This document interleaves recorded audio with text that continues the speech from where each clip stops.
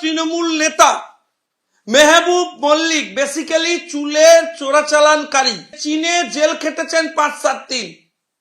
তার নেতৃত্বে তিনি আজকে গতকাল রাত্রে মঞ্চে উঠে লগ্নজিতা চক্রবর্তীকে এই গান বন্ধ করতে বলেন কেন, এবং তারপর তাকে মারধর করার চেষ্টা করা হয়, অ্যাসল্ট করবার চেষ্টা করা হয়, তাকে আঘাত করবার চেষ্টা করা হয়। ভগবানপুর থানায় গত ১৫ বছর ধরে রয়েছেন এখানে একজন ওসি, তার নাম শাহজাহান হক।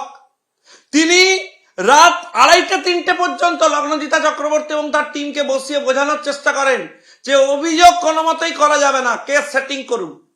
এবং কোনো মতেই যখন ওরা রাজি হন না, ততক্ষণ এই মেহবুব মল্লিকরা তাদের বাহিনী নিয়ে গোটা ভগবানপুর থানা ঘেরাও করেন এবং রাত্রে বাধ্য করেন যাতে ওখানে পুরো বিষয়টাকে নিষ্পত্তি করে নেওয়া হয় এবং এই ধরনের কোনো অভিযোগ নথিভুক্ত না হয়। এরপর লগ্নজিতা চক্রবর্তীরা লিখিতভাবে থানায় অভিযোগ করেন।